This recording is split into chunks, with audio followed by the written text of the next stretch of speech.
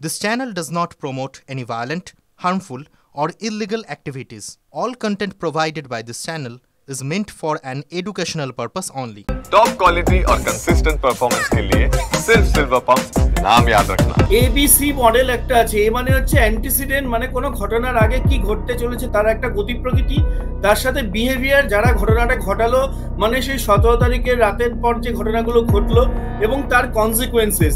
আজকে আমরা একটা টার্ম ইউজ করি ফ্যামিলি সাইড, মানে ফ্যামিলিতে যখন একসাথে অনেকে মারা যায়।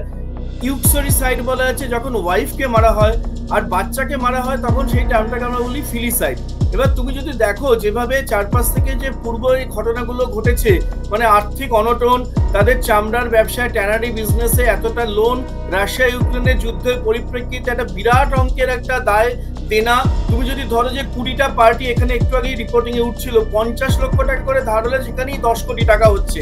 এবং এই যে পাহাড় প্রমাণ যে চাপটা, তারপরে বাড়িতে অপেক্ষাকৃত যারা দুর্বল স্ত্রী এবং শিশু বা মহিলা বা শিশুদের, তাদেরকে খুন করে তারপরে নিজেরা বেরিয়ে গিয়ে হটকারীর মতো 12:52 থেকে রাত্রেবেলা 3:15 উদ্ভ্রান্তের মতো কলকাতা শহরের এক জায়গায় ঘুরে লাস্টে অভিষিক্তার ডিভাইডারে আটকালো।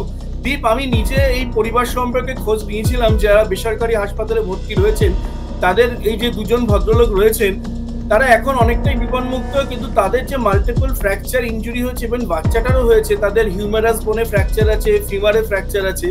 যেভাবে তারা গাড়ির গতিটা স্পিড করেছিল সেটা কখনোই ঘুমিয়ে পড়েছিলাম এই তত্ত্ব দ্বারা হয় না। প্রত্যাশা থেকে যখন একটা ব্যবসায়িক দিক থেকে আর্থিক ক্ষতির সম্মুখীন হয় তখন সে মেকআপ দেওয়ার চেষ্টা করে।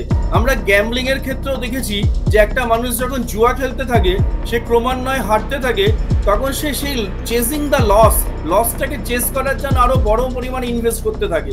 কিন্তু এক সময় যখন সেটা পেরে ওঠে না, ক্রমান্বয়ে বাজারে আর্থিক দেনাটা বাড়তে থাকে, তখন একটা ভয়ানক ডিপ্রেশন নেমে আসে। এবং সেই ডিপ্রেশনের একমাত্র চরম সম্ভাব্য পরিণতি নিজে শেষ হয়ে যাওয়া, অন্যকে শেষ করে দেওয়া। তাই আগে নিজে শেষ করার মতো সেই সাহস না থাকায় বাড়ির মহিলাদের আগে হত্যা করে, বা যারা দুর্বল, তারপর তারা সেই মুহূর্তে তাদের একটা ইন্টেন্স গিল্ট ফিলিং হয়, ইনঅ্যাপ্রোপ্রিয়েট গিল্ট বলি, মানে যতটা out of proportion guilt feeling হয়ে তখন বেরিয়ে গিয়ে রাস্তায় তারা এই ঘটনাটা ঘটাতে পারে। সেই নাবালকটার ব্যাপারে পার্টিকুলারলি আমি ইন্টারেস্টেড ছিলাম। এবং তুমি দেখবে মাঝরাতে ঘুম থেকে তুলে তাকে অসংলগ্নভাবে যেভাবে সে হাঁটতে হাঁটতে টলতে টলতে গাড়িতে ওঠে, এবং তারপরে ডিভাইডে লাগানোর পরে সে যে বেসরকারি হাসপাতালে ভর্তি আছে, তার যে মেডিকেল টিমে 4 জন আছেন, আমি একজনের সাথে কথাও বলেছি, এই মুহূর্তে সে বিপন্মুক্ত। সে কিন্তু প্রথম দিকে একটু অস্বাভাবিক আচরণ করছিল এবং ভুল কথা বলছিল। তুমি এটা বলছো তার মধ্যে ভবিষ্যতে PTSD মানে পোস্ট ট্রমাটিক স্ট্রেস ডিসঅর্ডার, এটা হওয়ার সম্ভাবনা প্রবল। এবং PTSD তে ফ্ল্যাশব্যাক হবে। এই ঘটনাটা বারবার করে আমরা সিনেমাতে দেখেছি, ফ্ল্যাশব্যাকে কোনো একটা ঘটনা, ছোটবেলায় যে ঘটনাটা ভীষণভাবে আঘাত করে গেছে কোনো শিশু সরল মনে, সেটা বারবার ভেসে উঠবে।